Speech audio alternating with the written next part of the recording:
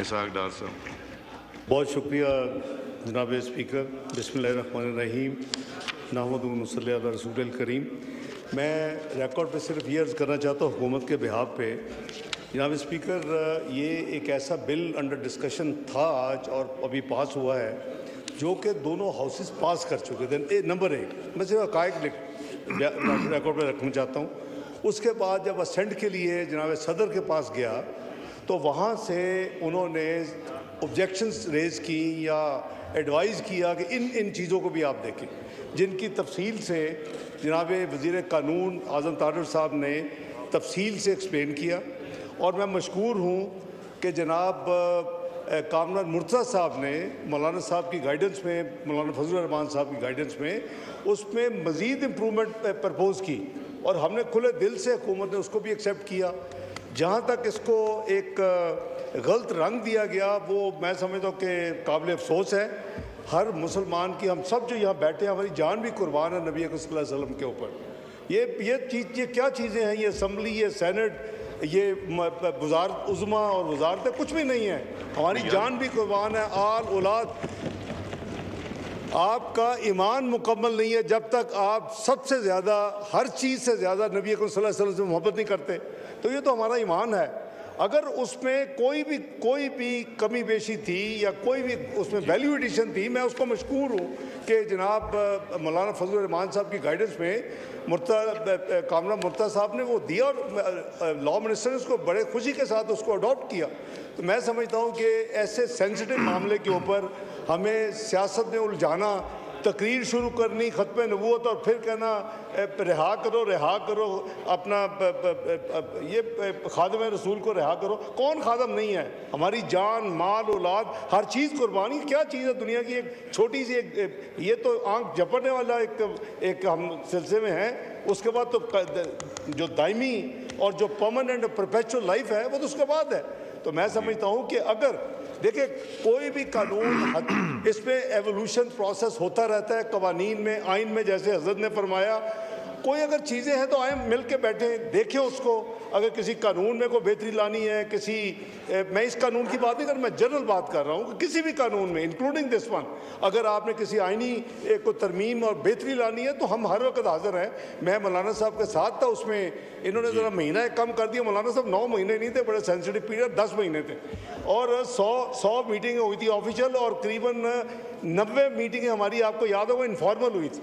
और जो आखिर में मीटिंग्स हुई थी कंसेंसस के लिए, वो खैबर पख्तूनख्वा के नाम पे हुई थी। उसमें 3 दिन लगे थे। एक साइड कह रही थी खैबर होना चाहिए और या हज़ारा होना चाहिए, दूसरी साइड कह रही थी ये सिर्फ पख्तूनख्वा होना चाहिए, पख्तूनिस्तान होना चाहिए। आपको याद कराना हूँ जनाब स्पीकर आपके तवज्जुह से। और फिर वो इतनी लंबी 3 दिन की बहस मुबासा के बाद मशकूर हूँ मैं जनाब मेरे भाई, अल्लाह उनको सेहत तंदुरुस्ती लंबी ज़िंदगी दे, असफंद यार वली ने फिर फाइनली ये हमसे तय किया, एक नाम उस ले लें और एक नाम उधर से ले लें। ये खैबर पख्तूनख्वा इस तरह इसका फैसला हुआ। तो जनाब मैं सिर्फ मशकूर हुआ, मैं सिर्फ क्लैरिफाई कर रहा हूँ कि ये हुकूमतें आनी जानी है, ये किसी की वरासत नहीं है।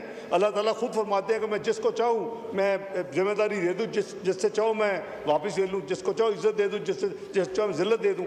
तो मेरा हमें ऐसी चीज़ों को, सेंसिटिव चीज़ों को, इसको सियासत की नज़र नहीं करना चाहिए। शुरू हम होते हैं नामूस रसालत को गलत कोट करके, ख़त्म होते हैं हम 804 नंबर के रिहाई के लिए। वो करें आप जो कर रहे हैं 804 नंबर की रिहाई के लिए, जो कुछ करना है खुदा के लिए, उसको इस कानून या किसी भी जो इस्लामी मामला उसको उसके साथ मिक्स ना करें। बहुत शुक्रिया। Thank you. I beg to move that the bill to give effect to the Convention on the prohibition of the development, production and stockpiling of bacteriological, biological and toxin weapons and on their destruction 1972, the Biological and Toxin Weapons Convention Implementation Bill 2024 as passed by the Majlis Shura Parliament and returned by the President be taken into consideration at once under Clause 2 of Article 75 of the Constitution of Islamic Republic of Pakistan. Ishaq Dar साहब। बहुत शुक्रिया जनाब speaker. बिस्मिल्लाहिर्रहमानिर्रहीम।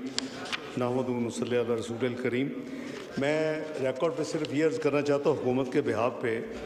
जनाब speaker, ये एक ऐसा bill under discussion था आज और अभी पास हुआ है जो कि दोनों हाउसेस पास कर चुके थे। नंबर 1 मैं सिर्फ हक़ाइक़ रिकॉर्ड पर रखना चाहता हूँ। उसके बाद जब असेंट के लिए जनाब सदर के पास गया तो वहाँ से उन्होंने ऑब्जेक्शंस रेज़ की या एडवाइज़ किया कि इन चीज़ों को भी आप देखें, जिनकी तफसील से जनाब वज़ीर कानून आज़म तारिर साहब ने तफसील से एक्सप्लेन किया। और मैं मशकूर हूँ कि जनाब कामरान मुर्तज़ा साहब ने मौलाना साहब की गाइडेंस में, मौलाना फजलुर रहमान साहब की गाइडेंस में उसमें मज़ीद इम्प्रूवमेंट प्रपोज़ की और हमने खुले दिल से हुकूमत ने उसको भी एक्सेप्ट किया।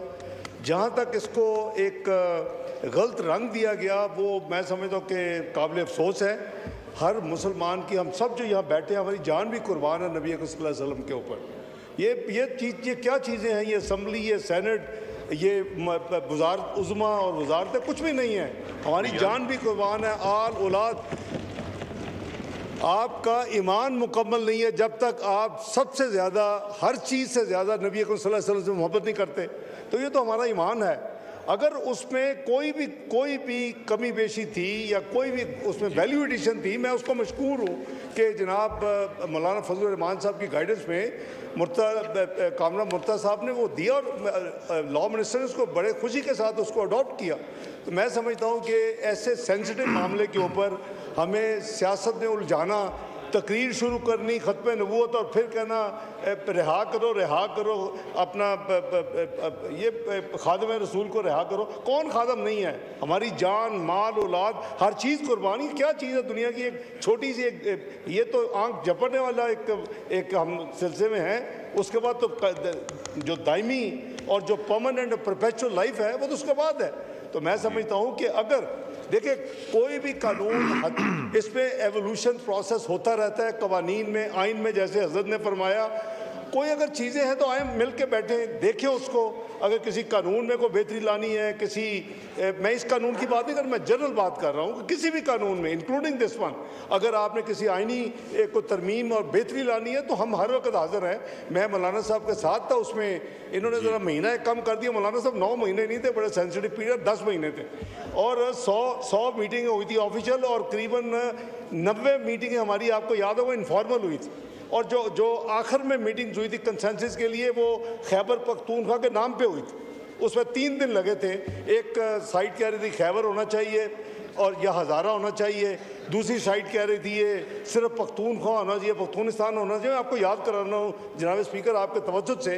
और फिर वो इतनी लंबी 3 दिन की बहस मुबासा के बाद मशकूर हूँ मैं जनाब मेरे भाई, अल्लाह उनको सेहत तंदुरुस्ती लंबी ज़िंदगी दे, असफंदयार वली ने फिर फाइनली ये हमसे तय किया एक नाम उस ले लें और एक नाम उधर से ले लें।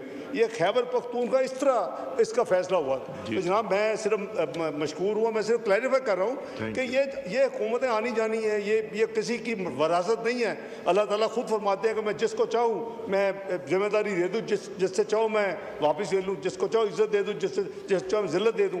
तो मेरा हमें ऐसी चीज़ों को, सेंसिटिव चीज़ों को, इसको सियासत की नज़र नहीं करना चाहिए। शुरू हम होते हैं नामूस रसालत को गलत कोट करके, ख़त्म होते हैं हम 804 नंबर के रिहाई के लिए। वो करें आप जो कर रहे हैं 804 नंबर की रिहाई के लिए, जो कुछ करना है खुदा के लिए, उसको इस कानून या किसी भी जो इस्लामी मामला उसको उसके साथ मिक्स ना करें। बहुत शुक्रिया। Thank you.